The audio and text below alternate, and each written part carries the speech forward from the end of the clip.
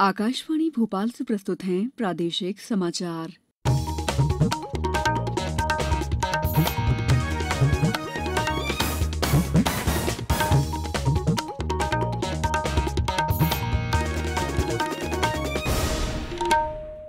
नमस्कार, समाचारों के साथ मैं दीपा सिंह। पहले मुख्य समाचार। लौह पुरुष सरदार वल्लभ भाई पटेल की जयंती कल प्रदेश भर में एकता दिवस के रूप में मनाई जाएगी।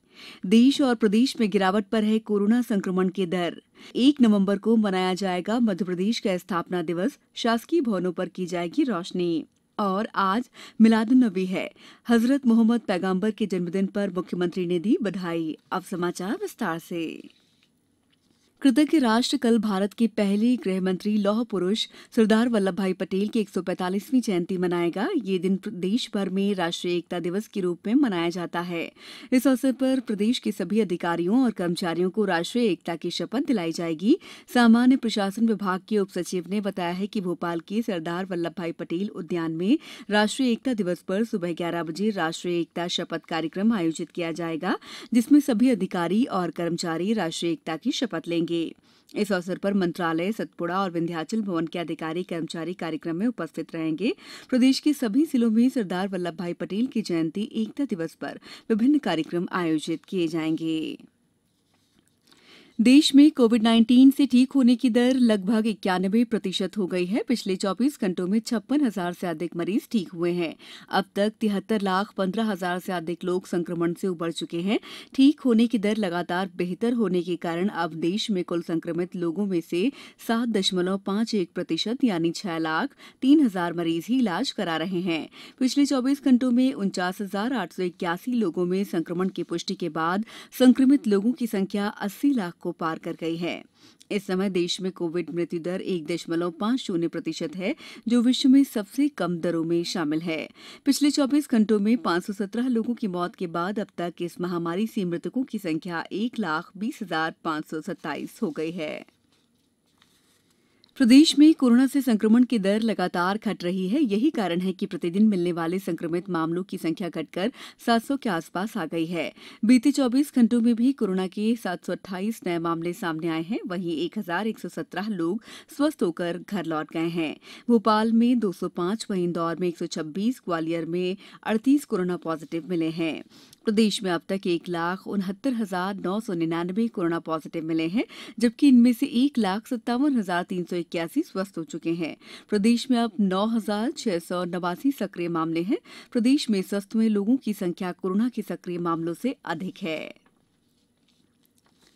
भारतीय अंतरिक्ष अनुसंधान संगठन इसरो में वैज्ञानिक के तौर पर काम कर रहे ओम पांडे ने लोगों से कोरोना से बचाव के लिए मास्क पहनने, बार-बार हाथ धोने और 2 गज की दूरी का पालन करने की अपील की है। मैं ओम पांडे, भारतीय अंतरिक्ष अनुसंधान संगठन इसरो बेंगलोर में एज ए साइंटिस्ट कार्यरत हूँ। एक बात जरूर ध्यान रहे, अभी भी कोरोना वायरस खत्म नहीं हुआ है, इसलिए हमें और भी ज्यादा सतर्क होने की जरूरत है।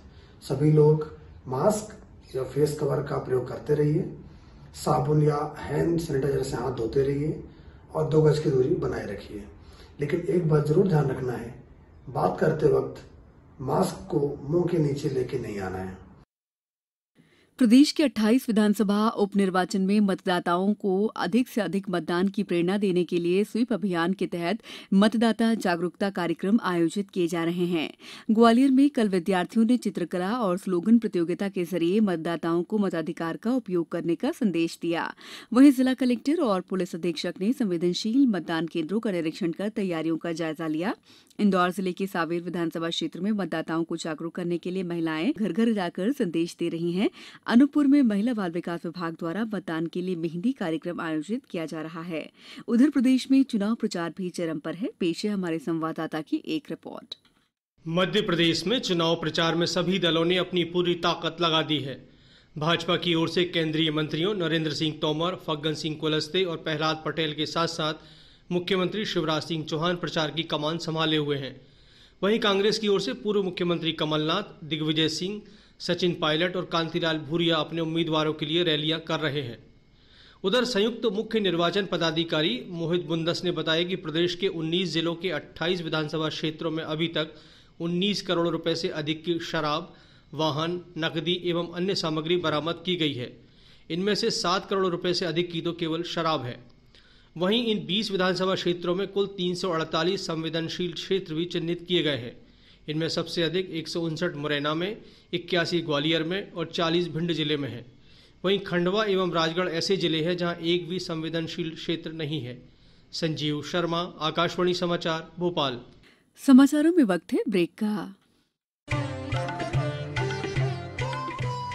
कोविड-19 से बचाव और सुरक्षित रहने के 3 उपाय। मास्क लगाएं, 2 गज दूरी है जरूरी, सुरक्षित दूरी रखें, हाथ और मुंह साफ रखें। ब्रेक के बाद समाचारों में आपका एक बार फिर स्वागत है। मध्य प्रदेश 1 नवंबर को अपनी स्थापना की 65वीं वर्षगांठ मनाएगा। इसके लिए तैयारियां शुरू हो गई हैं। इस बार कोरोना संक्रमण के चलते कोई बड़ा कार्यक्रम नहीं किया जा रहा है, लेकिन स्थापना दिवस पर राजधानी भोपाल समेत प्रदेश भर के शासकीय भवन रंग बिरंगी विद्युत रोशनी से जगमगाएंगे। देश की आजादी के बाद सन 1956 में राज्यों का पुनर्गठन हुआ था। इसके फलस्वरूप 1 नवंबर 1956 को मध्य प्रदेश अस्तित्व में आया था। आज ईद मिलादुन्नबी है। ये दिन हजरत मोहम्मद के जन्मदिन के अवसर पर मनाया जाता है। इस अवसर पर प्रदेश भर की मस्जिदों में आकर्षक सजावट की जाएगी। वहीं मुस्लिम धर्मगुरुओं ने लोगों से कोविड दिशा निर्देशों को ध्यान में रखने की अपील की है। राष्ट्रपति रामनाथ कोविंद ने ईद मिलादुन्नबी पर देशवासियों को शुभकामनाएं दी हैं। अपने संदेश में श्री कोविंद ने कहा है कि मोहम्मद साहब ने प्रेम और भाईचारे का उपदेश दिया। उपराष्ट्रपति एम वेंकैया नायडू ने भी देशवासियों को शुभकामनाएं दी हैं। श्री नायडू ने कोरोना महामारी के प्रकोप को ध्यान में रखते हुए लोगों से मिलाद उन नबी को सादगी से मनाने को कहा है। मुख्यमंत्री शिवराज सिंह चौहान ने ईद मिलाद उन नबी पर प्रदेशवासियों को शुभकामनाएं दी हैं। अपने संदेश में श्री चौहान ने कहा है कि पैगंबर मोहम्मद साहब ने समाज को भाईचारे, सहनशीलता, सहिष्णुता का संदेश दिया है।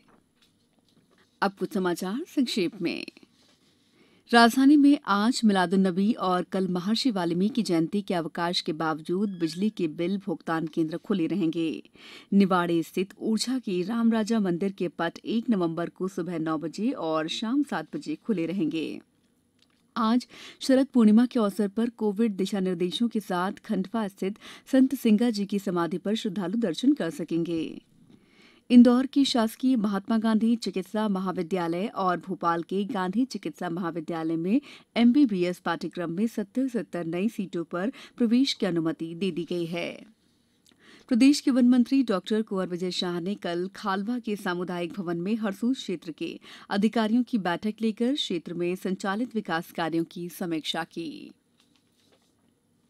प्रदेश के जनजाति सुरक्षा मंच के प्रमुख ने मुख्यमंत्री से मुलाकात कर धर्म परिवर्तन करने वाले जनजातियों को अनुसूचित जनजाति सूची से हटाने की मांग की है।